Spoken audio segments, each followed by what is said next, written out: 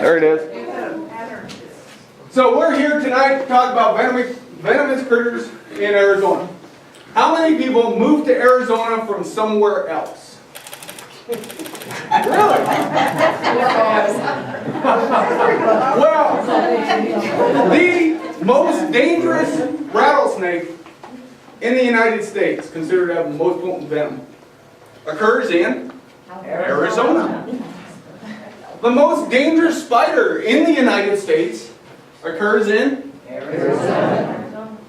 The most dangerous scorpion in the United States occurs in Arizona.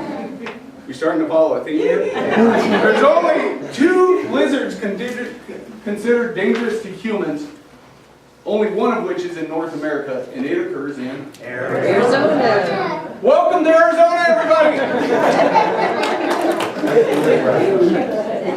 And I'm wondering how many times I'm going to trip on this board today. I do not stand in one place very long, so if I get in front of you and block your view, just give me a second, and I move around a lot. So venomous critters of Arizona. They creep, they crawl, they bite, they sting, and sometimes they even sting. So in 2002, Gallup did a poll. I'm going to start right over here. What are you afraid of? Her.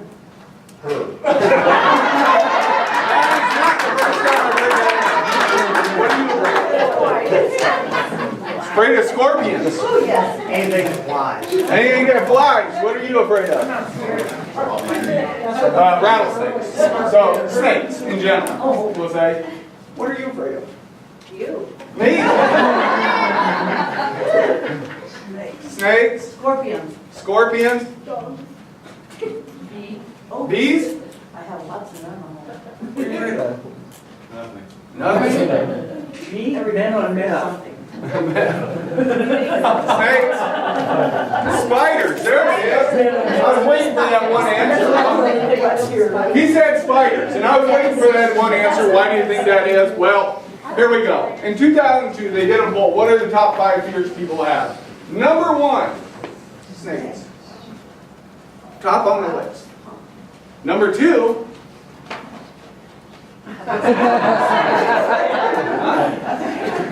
number 3. Now let's read this in order.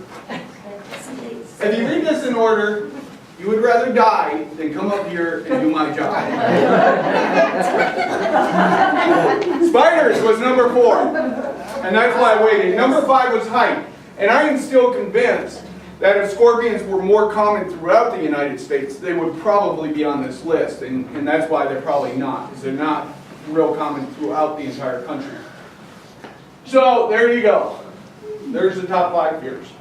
So Arizona, the hotbed of venom. What do we have? Well, of course, we have bees, we have snakes, we have spiders. Oh, we have your plain old scorpions, your toads, your lizards, and your plain old bugs. We got it all. So you're going to hear me, and you already heard me use the word venom a lot. Venomous, venomous, venomous, venom, venom, venom. Well, there's a reason you're hearing this. And so just before we get going into the whole body of this, just to understand the difference. Poison is a very, very broad term. It's any substance that can irritate or kill. It is usually ingested or you breathe it in and can be absorbed through the skin. Venom, however, it is a poison, but it is what one animal injects into another. They have specialized delivery apparatus. They have a way to deliver the poison so that we call them venomous. So, without further ado, here's your quiz. You didn't know you were getting quiz tonight, did you? Yeah. Poisonous or venomous? Poisonous. Correct. Venomous.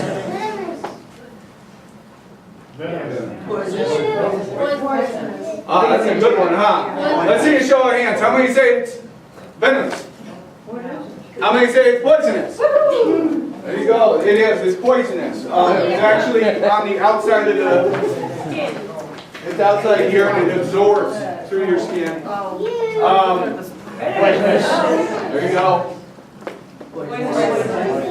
And in summary, there you go. Real easy way to remember. Well, all venomous animals are poisonous. Not all poisonous things are venomous. So real simple. Rattlesnakes. You see the question marks in there? There is a reason for that question mark on both ends. This was 16 and now says 17. It hasn't officially changed, but it's going to. 17 species of rattlesnakes are found in the United States. Used to say 13 in Arizona. We're going to go up to number 14. What we call the speckled rattlesnake, which we do have in this presentation, is going to be split into 2 species. So welcome to Arizona once again. These snakes are distinguished by the rattles on their tails. We've all seen them. If you haven't, please take a look. I've got 4 skins up on the table and you can take a look at the rattles. They're actually made up of the same substance as your fingernails, keratin. And the flat triangular shaped head with the pits right here. It almost looks like nostrils. They got 2 pits. They essentially help them detect heat. That's why they're known as pit vipers. In case you didn't know, it's those pits that are right there. The most common throughout this area, and by this area, I include Kingman, Golden Valley, Bullet City, Lake Havasu, that general Tri-City area. Here they are. The Diamondback, the Mojave, the Speckled, Blacktail, Arizona Black, and the Sidewinder. The Sidewinder you're not going to find around Kingman or in Golden Valley. You're going to get down along the river cities to find the Sidewinder. And there you go. There's the fang with the venom. See the little bit of venom coming out there? And there's the rattle on the tail. So, the Western Diamondback, the most common rattlesnake throughout this area. I'd say by far. I don't think there's any other snake, rattlesnake that's close. And it's most common throughout Arizona. Also accounts for the most bites. Any idea why they would account for the most bites? It's the most common. There you go. It's right up there, isn't it? Most common. So, there's just a lot more of them. If you hear somebody, especially longtime residents, start talking to you about a coontail rattlesnake, this is the one they're talking about. And the reason being the tail. Full, dark, black bands that they're fairly even spacing between black and white, fairly even, and they're full, they're dark, and they encircle the entire tail. This is very important when I get to another snake species coming up. And there you go. I do get ahead of myself sometimes. And there's the little thing pointing to the bands. And, well, I'm going to take it out in a second. So let's do the Mojave first. This is the snake of legend, isn't it? Yeah. You get bit by a Mojave and you got 3 steps, and you might as well stick your head between your legs and kiss your butt goodbye, right? All right. There's so many myths about them that they were inbred with some other snakes to make a whole new species of snake. None of these are true. The Mojave is the Mojave. Please be careful in what you believe when you hear people talk about the snake. Most of it is a bunch of garbage. Are they aggressive? That's good. Remind me when I get a little bit ahead. Okay? Because we're going to talk about the aggressive rattlesnakes. Most potent venom. Out in the rattlesnake world. This is the one we were talking about when I said, welcome to Arizona. And the reason their venom is considered the most potent isn't, all rattlesnakes deliver a hemotoxin. That's what attacks your red blood cells. The Mojave has a secondary weapon. It also delivers neurotoxin. It's also why we talk about rattlesnake bites are extremely painful. On a scale of 1 to 10, you might be talking about an 11. But the Mojave isn't as painful. Why? The neurotoxin. And that attacks your central nervous system. What makes it so dangerous is your central nervous system controls virtually everything we do, doesn't it? So you can see why it would become a very dangerous rattlesnake. But all that said, let me ask you a question. What's the most dangerous rattlesnake out there? The one that just bit you. There you go. The one that just bit you. That's my common answer because everybody wants to know what's the most dangerous. Okay, the most potent venom, I'll give you that. The most dangerous, the one that just bit you, there is no such thing as an ordinary rattlesnake bite. Okay, it doesn't exist. The speckled, really cool one. I just took this one last week. Really neat rattlesnake. See the pinkish color? This is the type you're going to find around the Kingman area. This pinkish color, almost reddish. Depends when you see them, after they've shed, so forth, how bright it's going to be. Okay, located around the South Mountain Range to the western part of the state, which we're in the western part of the state. Woo! This snake is really cool. They vary a lot in color. So I'm telling you, this is what you're going to find around here. However, their color usually matches pretty closely to the rocks in the area in which they live. They're not chameleon. They don't change color. You take one from here, move it somewhere else, it's not going to magically change color. But this next snake is also a speckle. Does it match well? That's a rock right here. Here's the snake outline right here. Follow this. Here's the head. Here's it going around. This is the body all the way down to here, but this is a rock. They blend in exceptionally well to their environment. The Arizona black rattlesnake. You know what? Before I go on, I gotta ask a really tough question. How did the Arizona black rattlesnake get its name? Black. Ah, because it's black. That's right. So, but I was talking about the Mojave and the Diamondback. And when we see critters out in the wild, a couple things happen to us. One, the animals become much larger than they actually are. I once saw a rattlesnake from that wall to about where you're sitting right here. And let me tell you something, it was this big around. If it was an inch. You know, they magically, why we're startled, primarily. We get startled. All of a sudden you're whoa, it's huge, right? So this is actually two different species of snakes, and I'm going to cover up the tail. And you encounter these in the wild, can you tell me which is which? They look a lot alike, don't they? However, if I all of a sudden magically get a good look at the tail, that's the Diamondback. That's the Diamondback, I'm coming back. And here's the Mojave. See, the Mojave has black bands around the tail, but they're broken, and they're not full. See how, oh, I'm folding it backwards on me. See how they're broken? They're not full, and the spacing is not nearly as even as on a Diamondback. It is the quickest, fastest way to identify the snake, and it's not that important that you identify him, but if you want to, and I like to identify him, the tail generally works real well. The speckle has a very similar tail to the Mojave in that they have broken black bands, but they're red. So it's not a Mojave, okay? Some people, you'll hear people talk about a red Mojave. There's no red Mojave, okay? Mojaves can vary in color, but the ones up here, they're speckles if you see them in the red. So the Arizona black rattlesnake, which how did it get its name? Because it's black. Yeah, there you go. Usually dark gray to gray brown. This is pretty close to what you're going to see around here. Found in the high desert all the way into the pine forest. This snake has a really wide range in where it can survive. Active around the clock when conditions are favorable. And I put that in because I give you little tidbits with each snake because that's true with most rattlesnakes. When conditions are favorable, they'll be out during the day up until about now. They're going to start being more active at night now, but during the spring, they got to warm up. So they need to come out, absorb some sun, but as the weather starts heating up, they're gonna start coming out increasingly more at night because it's just too hot during the day. Anybody here walk on the beach in their bare feet in the middle of summer? How does the bottom of your feet feel? Hot.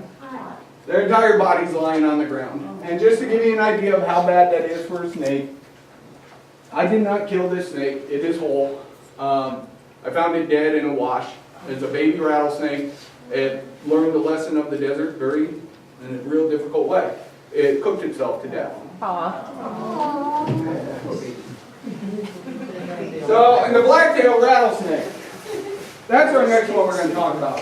And this is a really, really big black-tailed rattlesnake, by the way. You're not often going to find them this big. Okay, you ready for your quiz? How did the black-tailed rattlesnake get its name? You know? It's black. It's got a black what? Tail. Tail. Black tail. And that's how the black-tailed rattlesnake. This is often mistaken for, anybody know what snake many people mistake this for? Mojave. Mojave. Why? The greenish color. Often mistaken for the Mojave. You gotta look at the tail, again, makes it real simple. You see that one full black band going around the tail, you're dealing with a black-tailed rattlesnake. All the way from the Sonoran Desert to the Pine Oak Country, found Arizona, except the Northeast. This snake can occur anywhere from around sea level to almost over 8,000 feet. So they're pretty adaptable to the environment around them. They vary a lot in color. Olive green is what you're going to find around here. And like I said, I give you little tidbits with each different snake. Mice, rats, ground squirrels, other small mammals. That makes up a rattlesnake's diet. They only need to eat about twice a year to survive. They'll eat more if it's available, but twice a year, they're good. The sidewinder. The only rattlesnake with Horns. You were supposed to say that. The only rattlesnake with Orange. horns. That's right. It's a small rattlesnake, about 1.5 to 2.5 feet long. That in itself makes them very difficult to spot. They're small. They also dig these little dunes around themselves. Helps both in camouflage and in hunting and keeping cool in all three of those areas.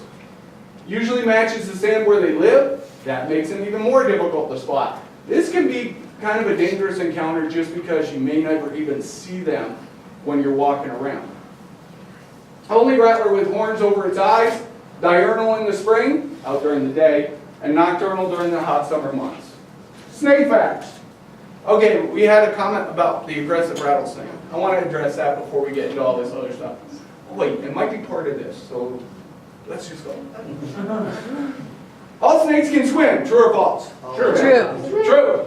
It is absolutely true. They're very buoyant. There have been occasions where a snake has ended up on a boat on the lakes around here, Mojave, Havasu, because they see the boat, especially little rats, as a potential island, and that water gets cold. They need to get up and they need to warm up. Doesn't happen often, but it can happen because all snakes can swim. A snake cannot be aged by the number of rattles it has. They can break them off, they can shed more than once a year, they grow a new rattle every time they shed, so they can be broken off, they can shed more than once a year. You cannot age them by the rattles. I do not yet know of a way to age a snake other than it's really big, it's an adult, and it's only got a pre-button on the end of its tail, so it's a newborn, new of the year. And this was new of the year, by the way. If you come, you'll see a pre-button. All rattlesnakes have at least that one button on the end of their tail. You can see it right there.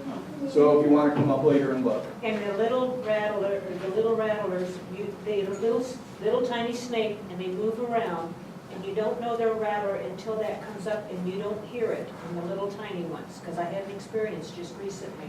And the little thing just comes up, there's no sound. No, they don't have a rattle yet. They You have a have to pre-button. look That's what I'm telling you. You have They to will look. all have a button, at least one, right on the end of the tail. So Just don't. that's what you got to look with. And treat all snakes with a little caution as you approach them.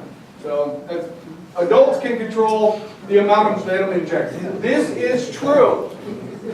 Now what you're going to hear though, one of the myths you're going to hear is that the baby rattlesnakes are much more dangerous than the adults. Because the babies can't control the amount of venom they inject.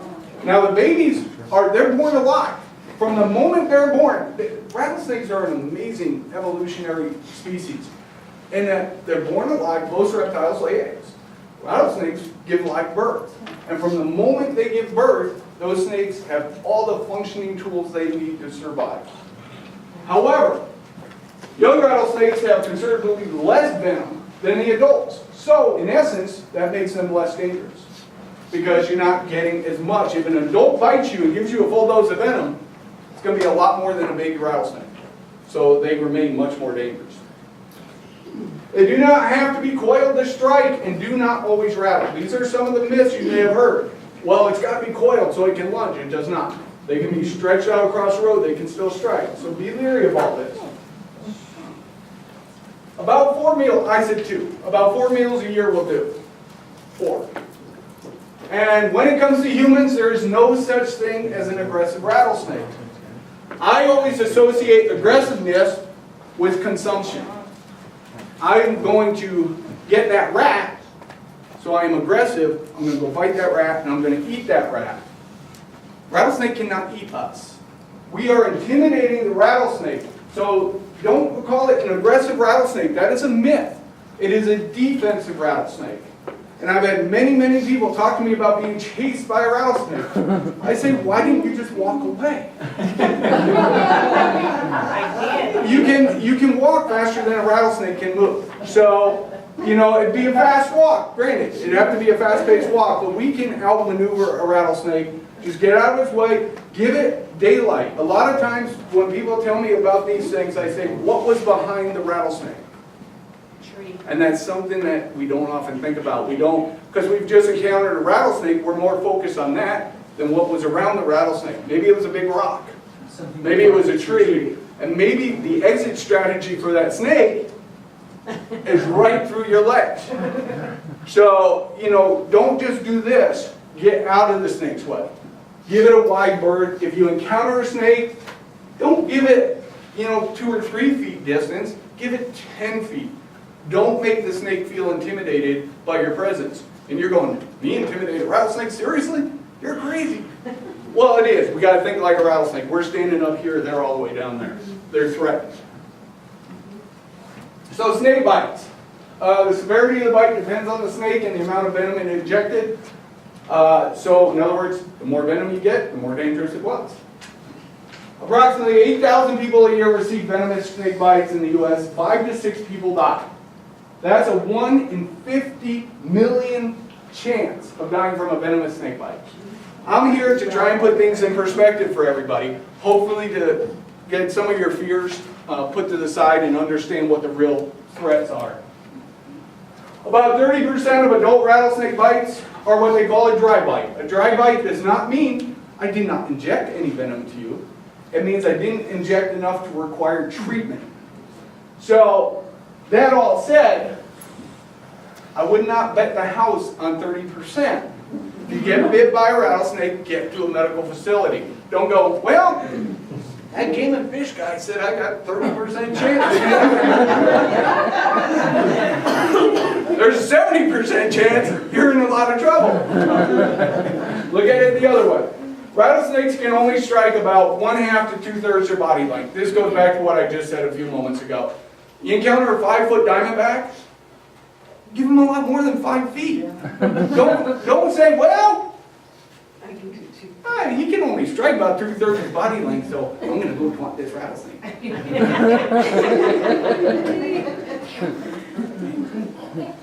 And here, hopefully this puts it in perspective. Okay, this is U.S. fatality stats. Here's snake bites. 7 in the entire United States. To give you an idea, let's look lightning strikes, 54.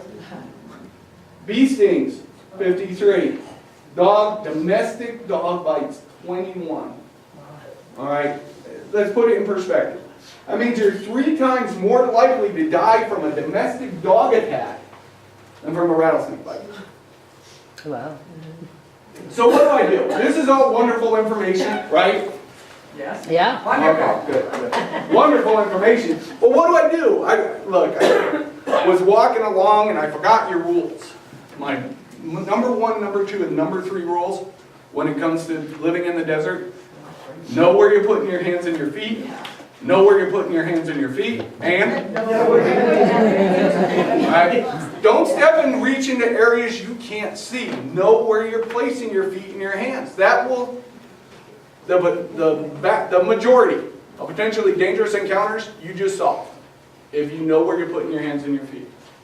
So what do? I was walking along and it came out of a bush and it bit me. Okay, what do I do now? Remain calm. What?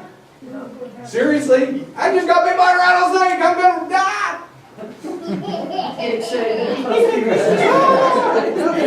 And you're telling me to remain calm? You're nuts. This is actually, there's a reason this is listed first. What happens exactly? What happens when we get excited with our heart? And if our heart is beating this fast, what's happening to all that venom? It's going through our system. So initially what I got to do to tell you to calm down is understand this one thing. You have time. Remember that. Calm yourself down. That game of fish guy said, I have time. Calm down, calm down. Bring your heart rate down. Okay, remove any restrictive jewelry. Your watch. A lot of times we don't think about things like our watches. How about our belts? Now we can't walk around the desert in our bare feet, but we can certainly remove our shoelaces. Okay, let your blood flow. Remove any restrictive clothing. And seek medical attention immediately. This, you're going to find out, is going to be a very common theme through the rest of this talk. All right, nothing, well, let me get to that. Wash the bite with soap and water if it's available. It may not, you may be out hiking. Don't run home to go wash it out. Go to the doctor right away. Immobilize the bite and keep it lower than the heart. This is different with spiders. So lower than the heart for a rattlesnake bite. What don't I do? Do not use ice on the bite. Okay, all the moms in the audience. You twist your ankle, kid twists the ankle, comes running in. Oh, my ankle hurts. What's the first thing we want to slap on it? If it hurts, ice solves our problem. Just like a Band-Aid, right? You get a little scratch, you're screaming, you're crying. Mom puts a Band-Aid on it, it's all better. It's all better. But ice is horrible, and I'm going to get to this, but the other two are similar. Do not cut the wound and try and suck out the venom. These are, here's some for y'all to look at. This is a snake bite venom removal kit. Do not waste your money. And I thought long and hard because I do a lot of talks for youth, a lot of them. And I want to make things understandable to both youth and adults. And this is what I came up with. You go to the doctor. You want your flu vaccination. The doctor says, you bet. Takes the needle, puts it in your arm, plunges it down, pulls the needle out, and at that moment you decided you didn't want that flu vaccination. Do you really think you can go? It doesn't work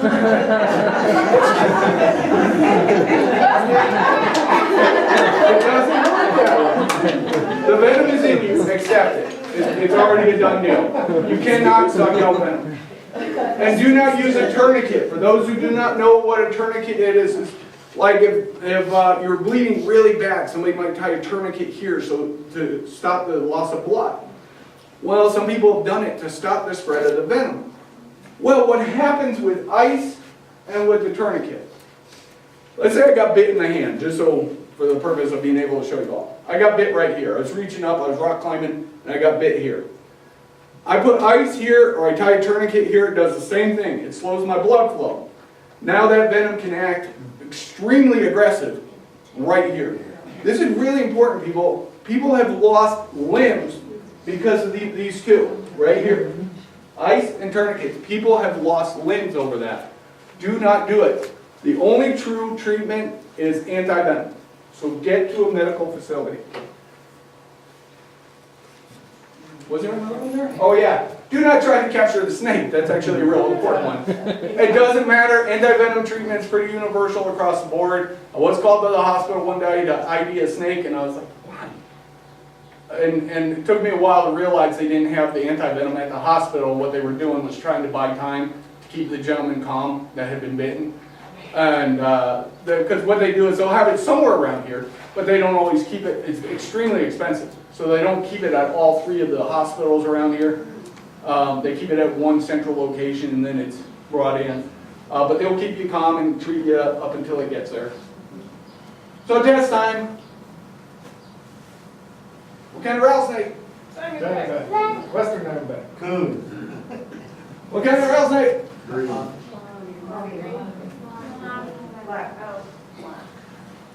What rattlesnake is that one right there? The Arizona black rattlesnake. There you go. And? Speckles. Speckle. Very good, everybody. Anybody know who I am? Gila monsters? Gila monster. This is actually its name right here. Anybody know why it's named Koi? Huh? I'll give you a hint.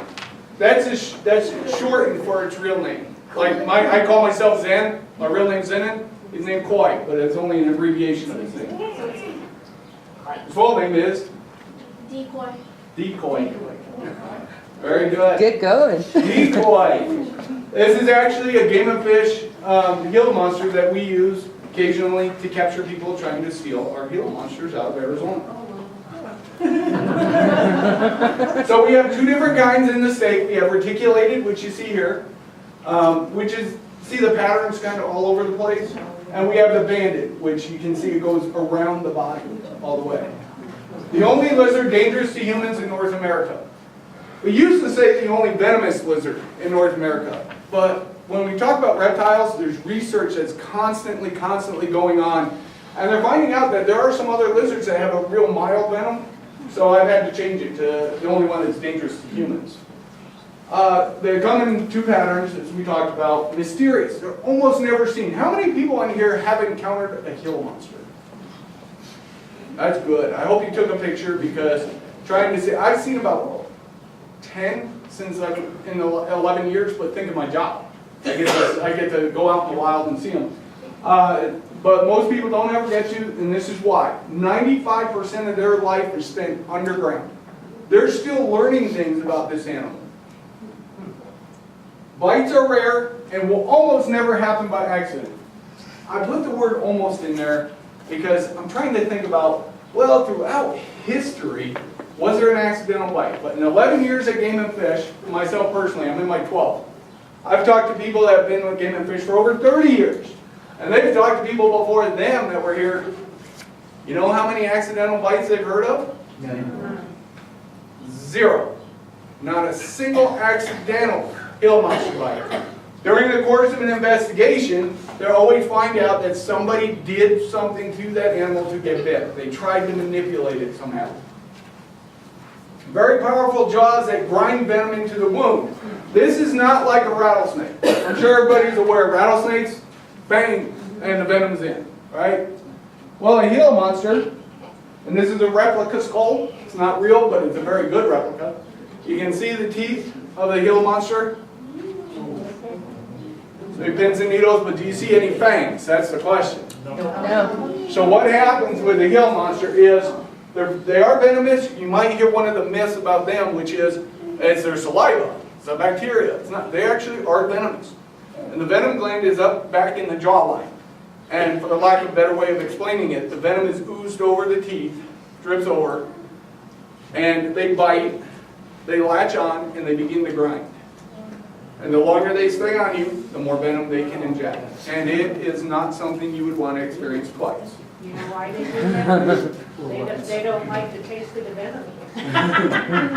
They give it to us. So just, you know, I used to just have this one slide for Gila monsters, but they're such a neat critter, I wanted to add a few so people can understand. They're specialized nest raiders. They actually get into nests and they love eggs. They just love eggs, really high in protein. Is the venom fatal? No recorded deaths, but we almost had one in Bullhead City. What type of venom is it?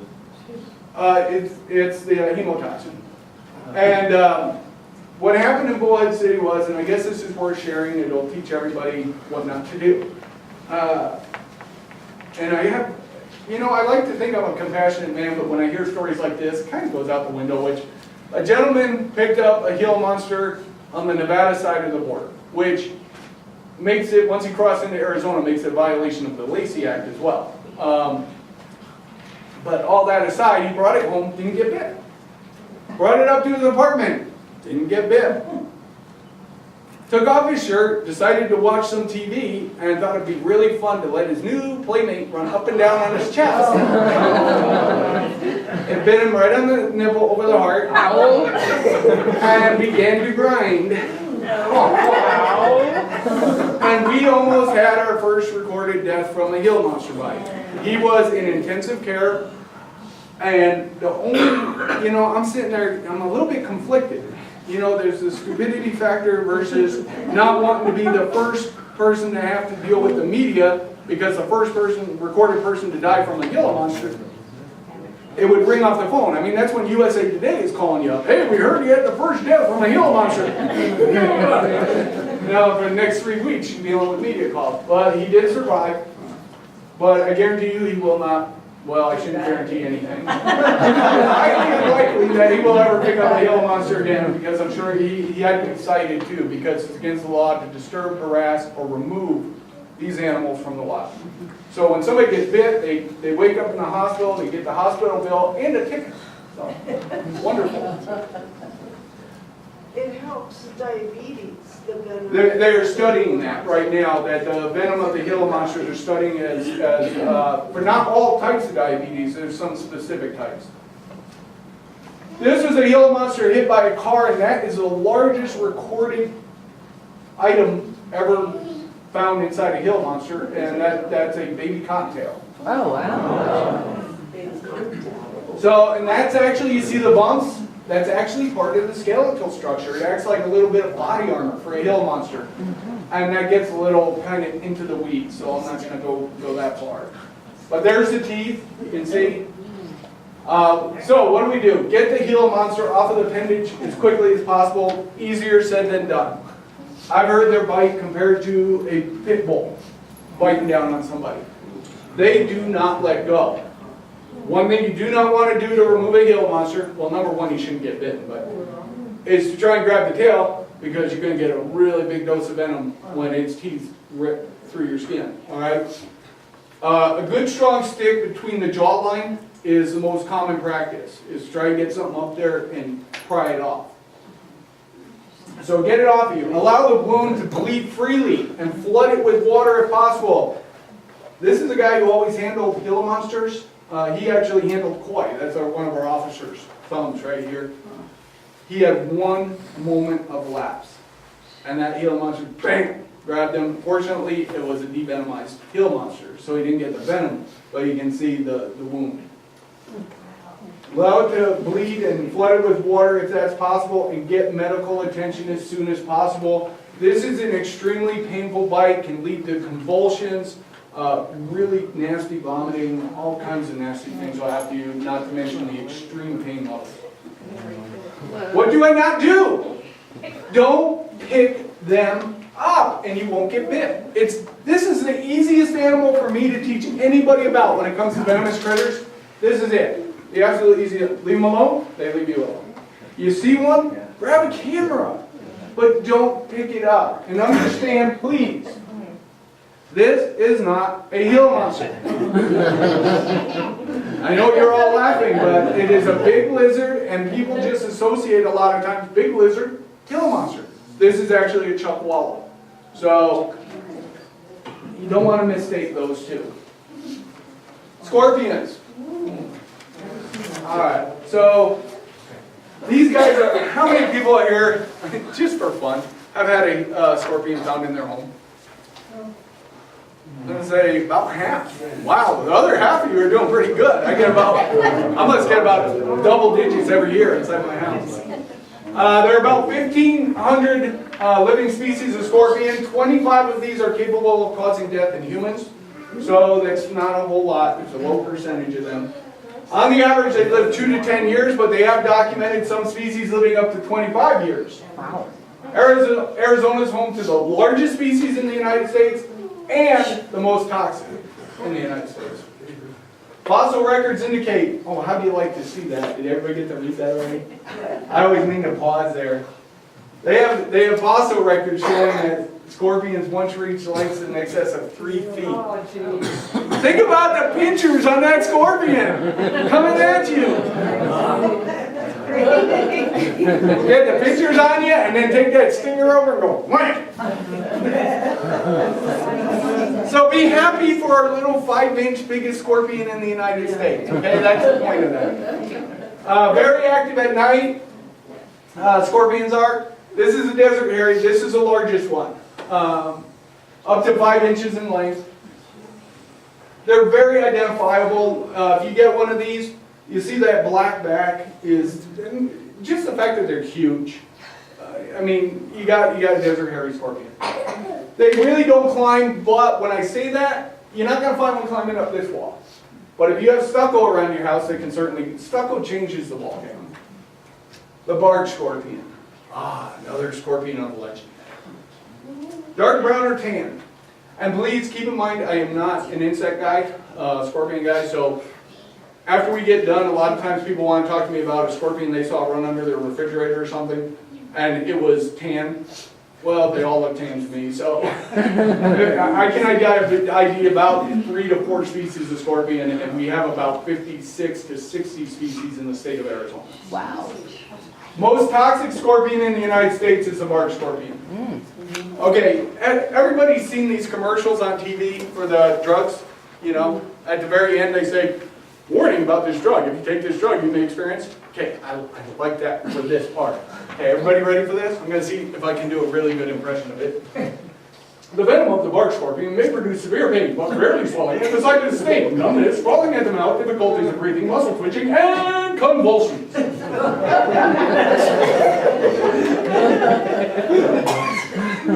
Okay, keep in mind the key word here is may. This isn't going to happen with everybody. They can climb trees, and it's a scorpion that you can often find within your house. And actually happened to me when I was in the bathroom taking care of morning business on the toilet, and I looked up and it was up on the ceiling. I just looked up and said, give me 5 minutes. Then for it waiting, I killed it. And I probably should have just scooped it up and thrown it outside for being nice to me. But stings may be fatal to the elderly and small children, people in poor health. So keep in mind, know the reactions your body are having to venom. Everybody reacts differently to venom. Every single human does. Think about it. People can die from a single bee sting. Other people don't have any problem with it at all. Everybody reacts differently. So know after a sting or a bite how your body's reacting. It's very, very important on whether you need to get to a doctor or whether you're fine. If you start to experience striped tails.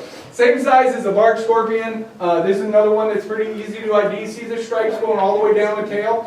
The tail is much bulkier. Once again, go back to see the bark? How skinny the tail is?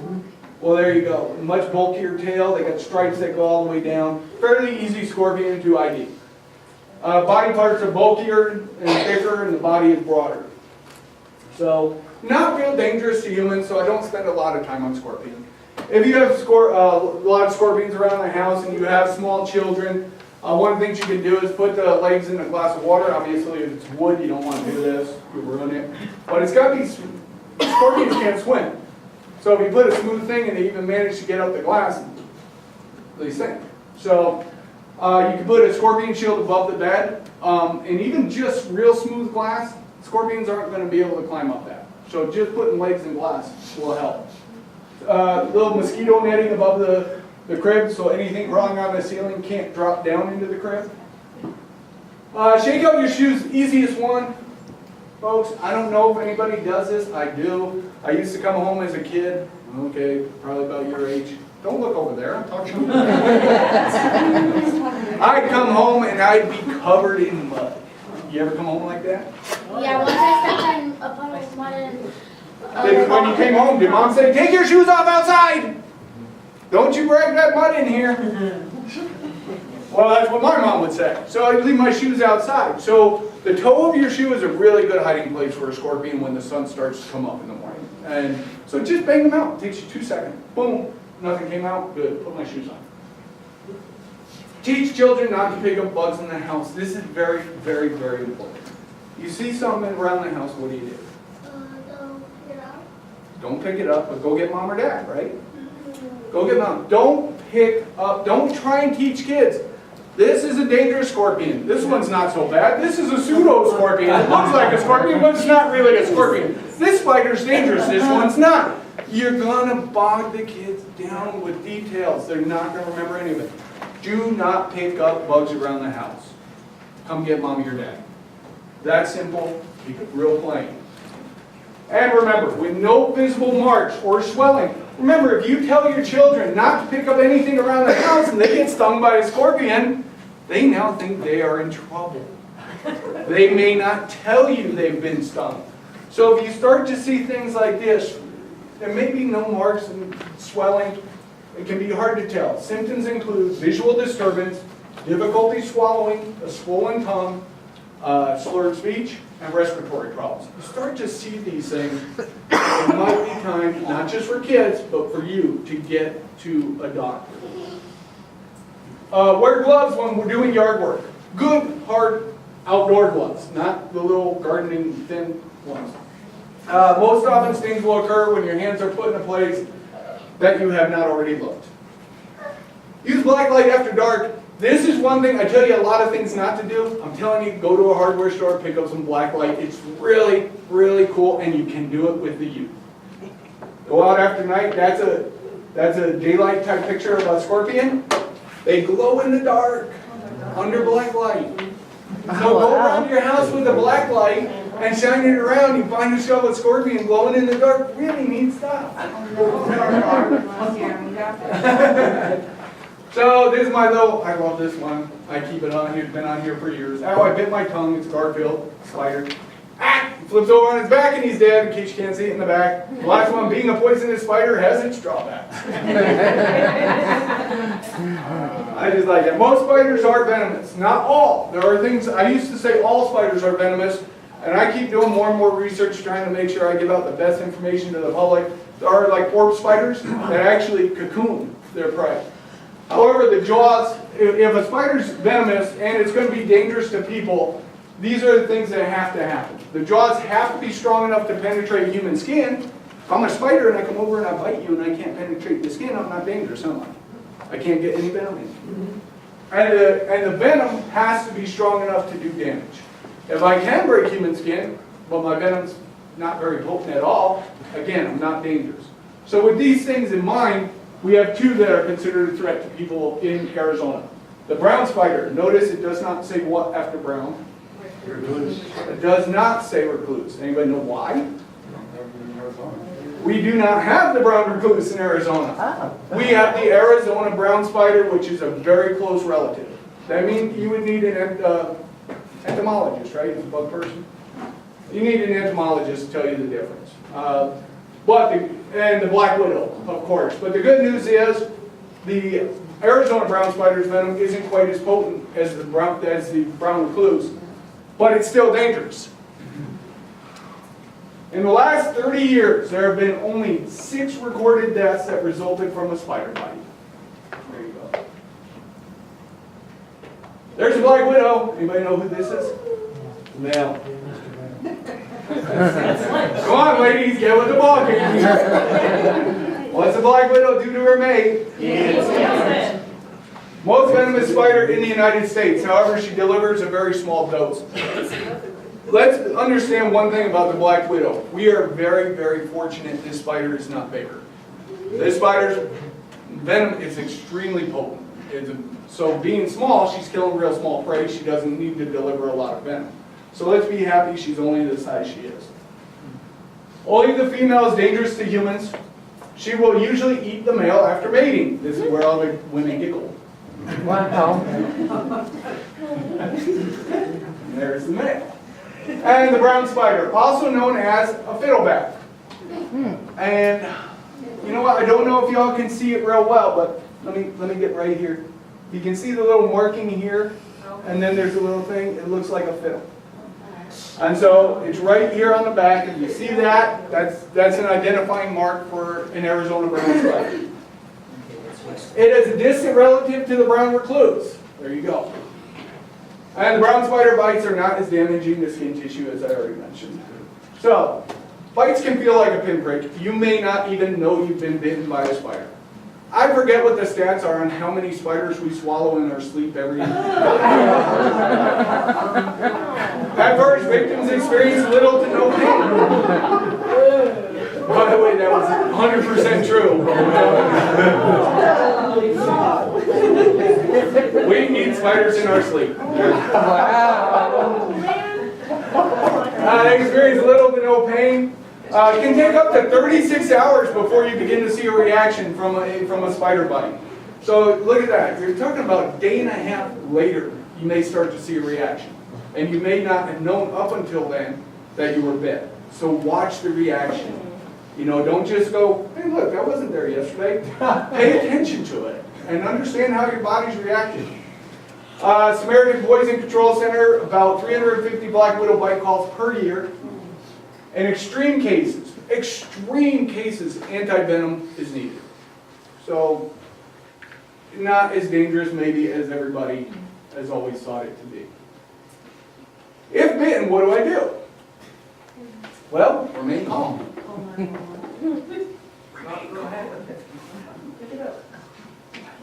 Collect the spider if practical. Why? We tell you not to do this with rattlesnakes.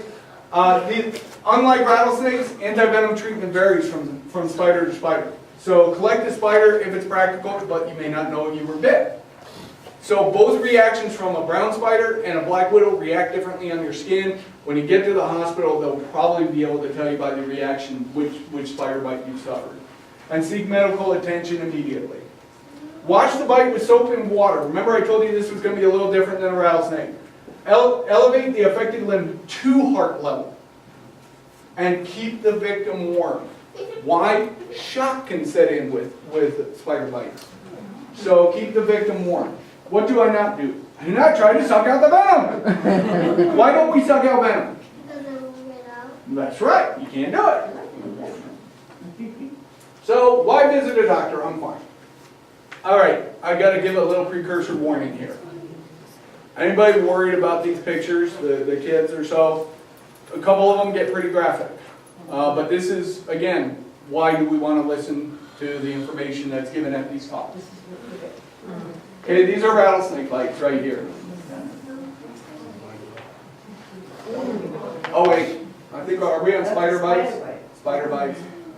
No, I take it back. No, rattlesnake bites. You can even see the fang marks in here. See the swelling that goes on? Extreme pain that's occurring? Okay, this, Oh my goodness. before everybody freaks out, this is being done on purpose. Remember that hemotoxin, what's it doing? It's killing your skin, right? They're cutting this away, actually, to save it because they could go gangrene. This is not a good way to treat yourself. This is a bloodletting. I think this guy did, I forget, it even says, look at the t-shirt. You know, a rattlesnake roundup or something. This is not a good way to try and get venom out of you. He's going to live with that the rest of his life. So here's the brown recluse, not brown spider, brown recluse. Okay, day 3, right here. So can everybody see it turning red? Okay, remember what I said? You start watching your reaction, you go, hey, that wasn't there yesterday. All right, I'll give you that. All right, up until this point, you didn't know there was anything wrong with you. But now you say, yeah, I got to go to work. I'll be fine. Day 5. All right, you're beginning to lose my sympathy at this point. All right? And by day 10, you've really lost me. Oh my God. So some things to remember. These critters are good to have in the wild. Look, I understand you don't want necessarily black widow spiders running around your house and brown spiders and scorpions, and you don't want this stuff in your house. But to understand that they're good to have outdoors is very important. Grasshoppers. What do you think scorpions eat? All the bugs that spiders eat. You know, the rodents that rattlesnakes eat. They're good to have in the wild. They serve a very important role. Most people that are bitten try to manipulate or handle these critters. Now, do we have any males in the audience between the ages of about 15 and 22? No? None of you? You are? The majority of rattlesnake bites occur in males. Between what ages do you think? And there are 2, not 1, but 2 influencing factors. Alcohol is one. What is the other? I'll give you a hint. You ready for your hints? Here's a hint. Here's a hint. Girls. Ah, there we go. Alcohol and girls. All right. And what I like to try and tell all the males in the audience is understand this. If you get bit by a rattlesnake because you got drunk and you were trying to show off, and you're crying all the way to the hospital, your girlfriend may drop you off at the hospital, but she's going to go find another guy who's not quite so stupid down the road. So just don't do it. Let the buddy next to you do it. No, I'm not going to do it. You do it. Try and get nobody to get near rattlesnakes. Identification of venomous or dangerous versus non-venomous. It's not always real simple. It's important to learn the difference. Why? Because, well, we talked about all the rattlesnakes. You see the rattles on the back of the tail. Sometimes those tails are tucked underneath. Look for the flat head. Well, there's a snake that will imitate a rattlesnake. Anybody know what that is? Rubber snake. Right. They'll flatten their heads out actually into a diamond shape. They'll get their tail into some dry brush and shake it around. Let's find out how tough it can be. Well, this one shouldn't be tough. This is your gimme. Which one's venomous? This one? How about this one? Is this venomous? No. Mojave? And there's the gopher snake. Okay, that was your gimme. This is the hard one. Which one's venomous? The left one. Left one? What about this one? Venomous or not? No, yeah, that's not, that's venomous too. They both are. Either one are. Coral snake, venomous. Actually, extremely potent venom on a coral snake, not considered a threat to humans here. Why? They're so small and rarely seen. They spend a lot of their life under the surface. And this one over here, the shovel nose. And now you know. I knew that. So, and there's still more. But you all have been sitting here so patiently with me for about an hour now. So we're going to just give it to you in a nutshell. These guys pack a punch, by the way. That's supposed to come up there again. I got to fix that. Coral snake, I'm going to get there. Africanized honeybees. By the way, you know, when I talk about like bears and lions, we always teach people, don't run. Don't run from a bear or lion. Why? We trigger that predatory instinct. That's right. Africanized honeybees, what's my advice? Run. Run, run. It's the only defense I've heard on an Africanized honeybee attack is to run and hopefully get far enough where they disengage their attack. Their attacks generally always occur near a nest. Blister beetles, cone-nosed bugs, centipedes, ants, wasps, velvet ants, which actually aren't ants, they're wingless wasps, look really cool. Trust me, you see these guys crawling on the ground, do not pick them up. That is a female and she packs a punch if you get stung by her. Caterpillars, tarantulas, and the tarantula wasp. Really? I guarantee you, if you haven't noticed them around Kingman, you haven't been keeping your eyes open. They're all around here. I've talked to somebody who was stung by one and said it felt like a bullet went into it. I've worked around them and never had an issue. Work out my yard all the time and they buzzing around all over the place. So if you ever want to see something funny though, anybody here have fruit trees? We got a few? If you have some of the fruit hits the ground and you see these guys on the ground eating that fruit, well, they get into that rotten fruit and they love it, but then they can't fly. And they start walking around the ground, and I've watched them actually walk headfirst into a rock. I shouldn't say it, but it is really, really funny. And there you go. Now remember, folks, everybody, always remember, where you're putting your hands and your feet, please. All right? And no getting drunk with your girlfriend and picking up rattlesnakes. Thank you, everybody. And I hope for everybody, oh wait, let's see.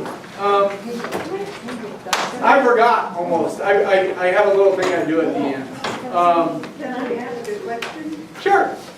Do these venomous creatures affect animals or?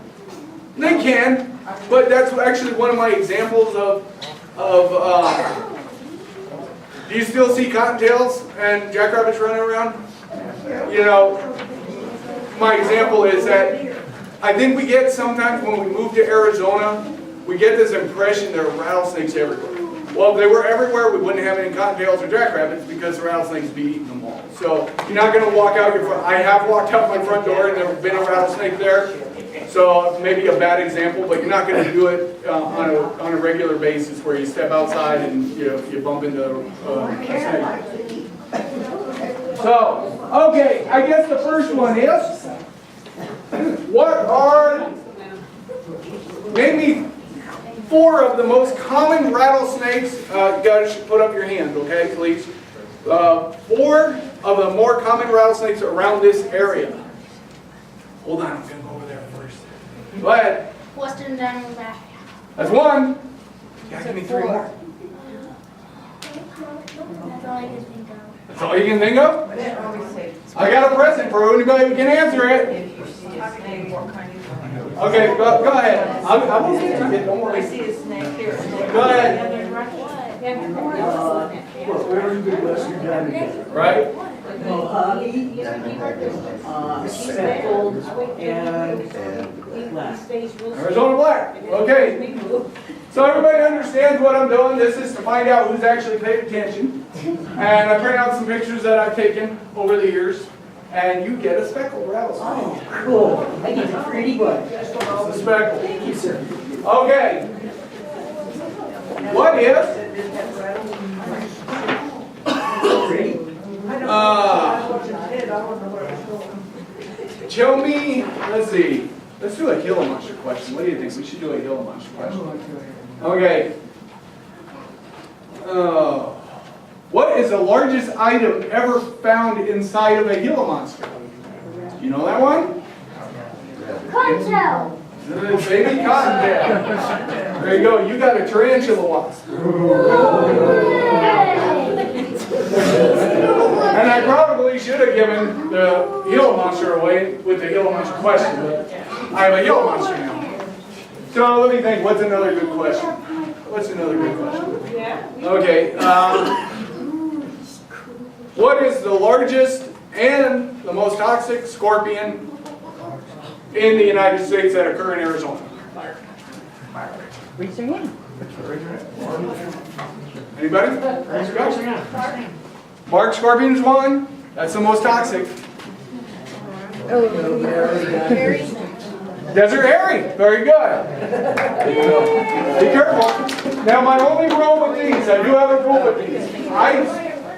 I put them on nice photo paper and everything. The one thing is, they don't get tacked onto a wall. You need to go get a frame for them. That's my one rule when I do this, okay? Because this is really nice paper, so I don't want it to just end up with staples on it. All right, I hope you like those. I hope you all enjoyed it. It is going to take me a long time to clean up, so if you have some questions, want to come up and see, please do. I'll start with the computer. That way anybody who hasn't looked out there in here can certainly get going. Any questions for everybody? You got any questions? Did I cover them all? Wow. Do we have tarantulas? Yeah, no, a tarantula you see most often is going to be the male. The males go out looking for a mate. And one other little tidbit of advice is keep some meat tenderizer around the house, even if you don't need it. Meat tenderizer at the site of a sting of a scorpion sting can help ease the pain. So some meat tenderizer at the site of a sting. Yes, absolutely, very good. During monsoons and after monsoons. Oh, you're welcome. I hope you had fun. You did? Well, now you do.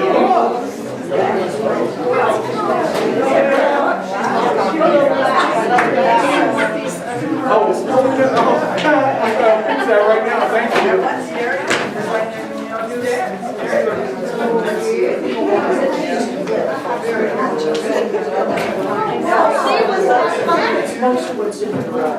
Well, yeah, they don't like the light on. That's why they come out.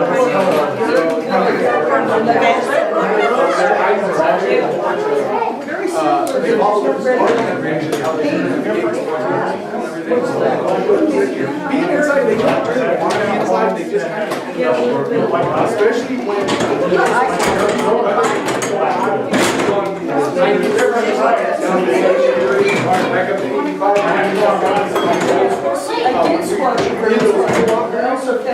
and you open your door, you know, they can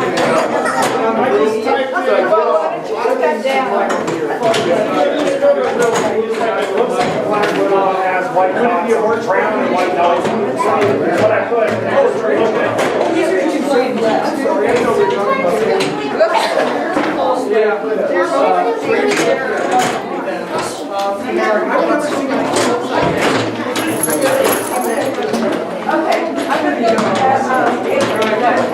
It doesn't mean they don't do it. I watched two of them back. So.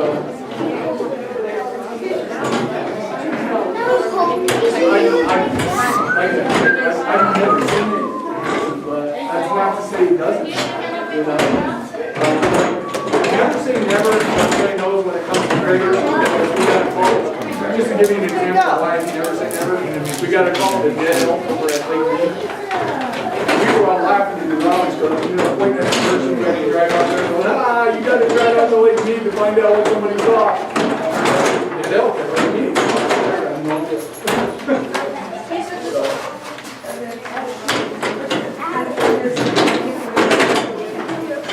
They won't keep the rabbit away, but they can consume it. They will eat rabbits. They are an enemy. Now I get people to talk about how the king snakes, how the king snakes, how the king snake is an amazing. Well, the king snake eats the Mojave. They're not made to trust me. I find it hot. Snake in my bottle bed. We could all with fun.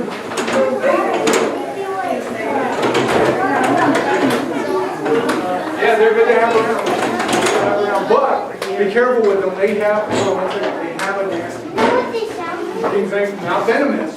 But they're like the Gila monster I described to you. What they do is they fight and they will grind.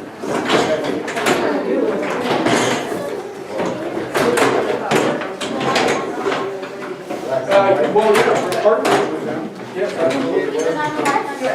You're a lifetime member? Oh, good to meet you. Well, they will be working with you. Not having one. Abigail. Have an animal condition?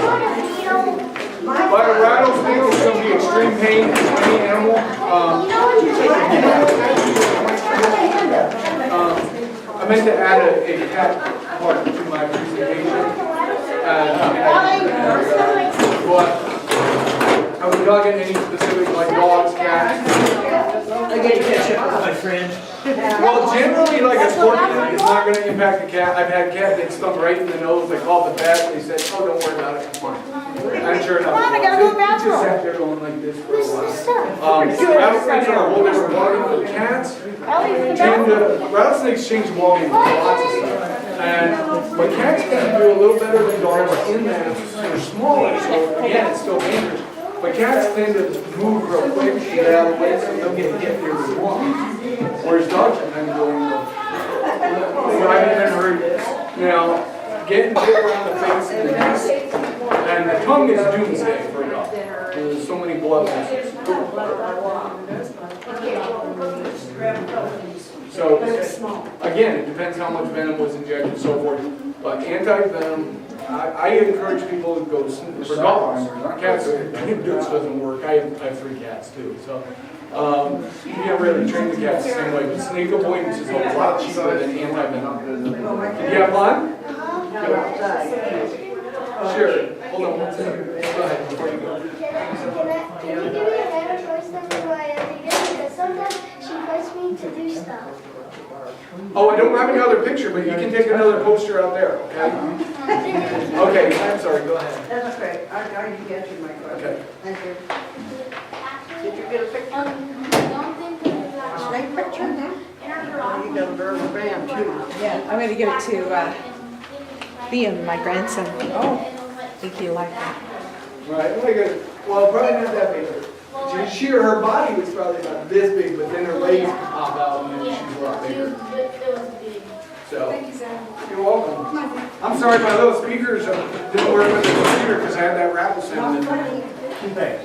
Are you going to be here? In the world of hurt if I fell on top of you. I'll be here, I'm not doing a talk, but yes, I'll be here. Okay, I'll bring you my slip. I Hold on, okay, no, actually. This was actually one of our law enforcement boats, and apparently it had been stuck down in a corner for long, Rubber ones, yeah, construction type with the. 1955 model? Yeah. There are some things, I've got to spend some time on this talk, because it's already, about the time that I want, so it's like if you add something, you gotta take something out, but like I told her, I've been meaning to add something about pets, but I also wanted to add, what was it you just said about that made me think I want to put that in there?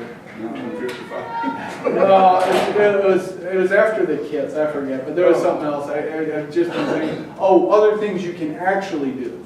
Oh, to help protect yourself, which, because they actually do make some guards that you can put around your legs, because the majority of the bites that do occur that are accidental occur down around the ankles.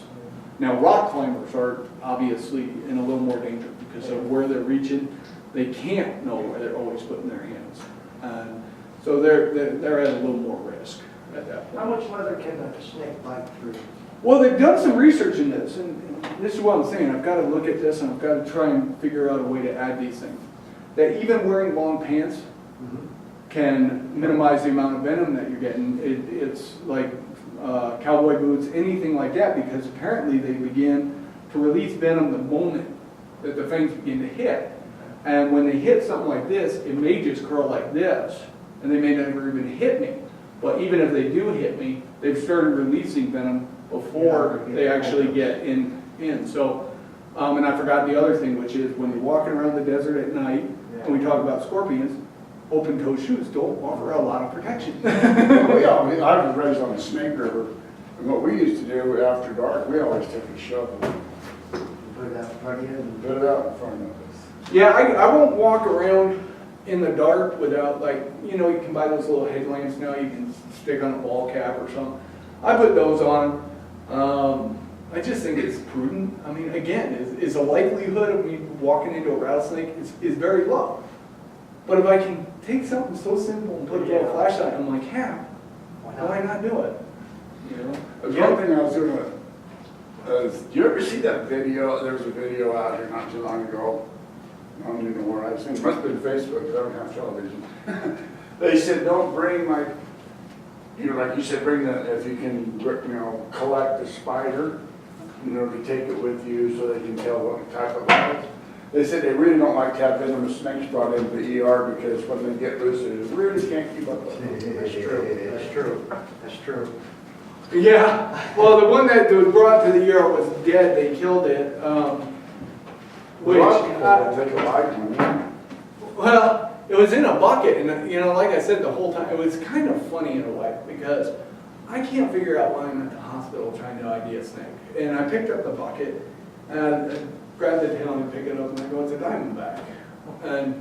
And he said, well, they really wanted to know. And I started talking to the guy, and you know, the patient.